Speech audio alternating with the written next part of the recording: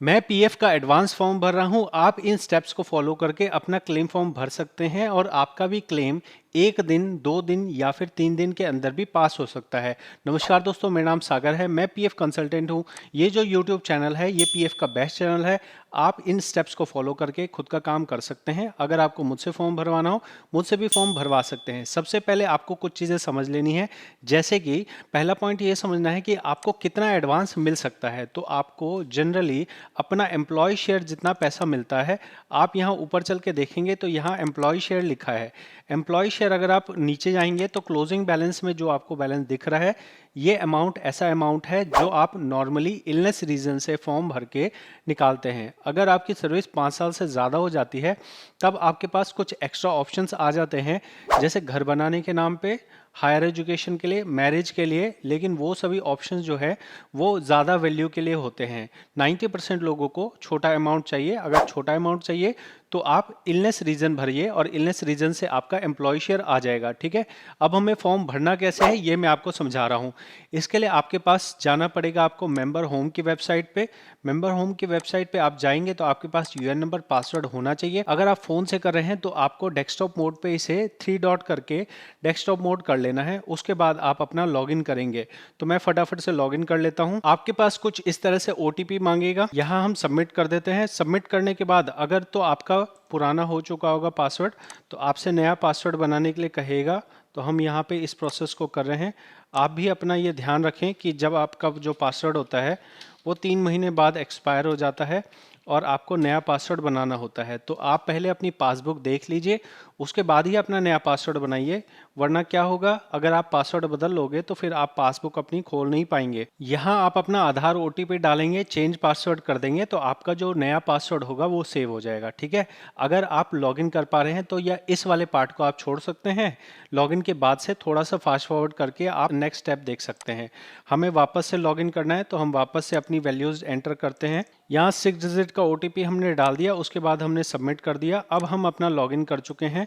तो हमें यहाँ पे समझना है कि अगर एडवांस निकालना है तो जिस आईडी में अभी हम नौकरी कर रहे हैं उस आईडी से हमें पैसा निकल सकता है। तो हम व्यू में जाएंगे और सर्विस हिस्ट्री में जाके देखेंगे कि भाई हमारी अभी कौन सी सर्विस चल रही है। तो आप लास्ट वाली सर्विस देखेंगे तो यहाँ पे हमारी सर्विस चल रही है और हम इसी में से एडवांस निकालेंगे।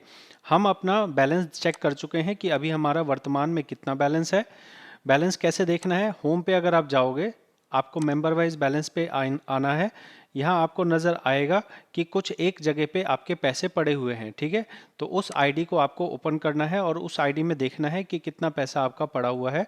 यहाँ पे फिलहाल आपको यहाँ देखने को मिलेंगे कि 10,000 रुपये हमारे 10,200 रुपये हैं। हम इसी अमाउंट को अप्लाई करने जा रहे हैं। ठीक है। तो आईडी हमने समझ ली। अब हम क्लेम फॉर्म भरने की बात करते हैं। तो हमें ऑनलाइन सर्विस पे जाना है, क्लेम पे जाना है। अगर मान लो ये बैंक अकाउंट में कोई दिक्कत है, आपको चेंज करना है, तो पहले आपको केवाईसी में जाके बैंक अकाउंट बदलना पड़ेगा, उसके बाद ही आप लगा पाएंगे। ये हमने कर दिया। अब हम प्रोसीड कर रहे हैं। प्रोसीड करने के बाद आप देखेंगे I want to apply for. तो यहाँ आपको एक ही ऑप्शन आएगा, फॉर्म 31। ये फॉर्म 31 आपके एडवांस भरने के लिए होता है। फिर आप सर्विस सेलेक्ट करेंगे। फिर आपके पास नीचे आएंगे तो यहाँ पे बेसिक चीज़ें हैं, जैसे आप किस ऑप्शन के लिए अप्लाई कर रहे हैं। तो हमें अप्लाई करना होता है इलनेस रीजन से। उसके बाद अमाउंट की बात हो रही है, तो अमाउंट जो हमारे यहाँ नज़र आ रहा है वो हम भर देंगे। एड्रेस में हम जो अपना उचित एड्रेस समझें, जैसे आपके आधार कार्ड में मेंशन हो, आप वो डाल दीजिएगा। और ध्यान रखिएगा कि कोई भी कॉलम आपको खाली नहीं छोड़ना है। जितने कॉलम है सारे आपके भरे होने चाहिए। कोई भी कॉमा डैश वगैरह मत लगाइएगा। अगर आप कॉमा डैश वगैरह लगाएंगे तो आपको दिक्कत होगी, आपका फॉर्म सबमिट नहीं होगा। यहाँ पे चेक और पासबुक लगाने की बात हो रही है, तो हम यहाँ पे चूज़ फाइल करते हैं और फिर मैं यहाँ पे अपना चेक लगा लेता हूँ। यहाँ हमने अपना चेक लगा लिया है, हमने अपना चेक देख भी लिया है। अब हम इसे क्लोज करेंगे। अब सिर्फ लास्ट स्टेप बचा है जिसमें हम आधार ओटीपी ले लेंगे। तो आधार ओटीपी जब तक हमें मिल रहा है तब तक मैं आपको आगे गाइड कर देता हूँ। देखिए, आपने अपना क्लेम फॉर्म भर दिया। अब ये फॉर्म जो है आ जाएगा पीएफ ऑफिस में। मान लीजिए अभी की मैं बात करता हूँ, तो अभी अगर मान लीजिए फ्राइडे है तो सैटरडे पीएफ ऑफिस बंद, संडे पीएफ ऑफिस बंद। ये काम मैनुअली होता है और मैनुअली जो जितना टाइम लगेगा उसके हिसाब से आपका समय निर्धारित होगा। नोएडा के अंदर एक दिन में भी हो जाता है और बहुत सारे गुड़गांव जैसे पीएफ ऑफिस है वहाँ पे 10-10 दिन भी लगते हैं, 15 दिन भी लगते हैं। तो आपको सिर्फ अपना फॉर्म भर देना है। भर देने के बाद आपको इंतज़ार करना पड़ेगा। सरकारी टाइम जो बताया गया है नॉर्मली 7 दिन बताया गया है, लेकिन अगर और ज़्यादा समझा जाए, प्रैक्टिकली समझा जाए तो 20 दिन तक का टाइम आपको लग सकता है। ये आपका फॉर्म सबमिट हो गया। आप क्लिक हेयर करेंगे, क्लिक हेयर करके आप चाहें डाउनलोड कर सकते हैं। क्योंकि मैं किसी और के लिए फॉर्म भर रहा हूँ तो मैं डाउनलोड करके उनको भेज देता हूँ। और आप यहाँ देख लीजिए कि ये आपका फॉर्म अभी सबमिट हो गया है, सबमिट एट पोर्टल आ चुका है। अब सबमिट एट पोर्टल के बाद क्या होगा, पोर्टल में सबमिट होने के बाद रात में ये अंडर प्रोसेस हो जाएगा। अंडर प्रोसेस के अंदर 5 दिन, 7 दिन, 10 दिन रहेगा।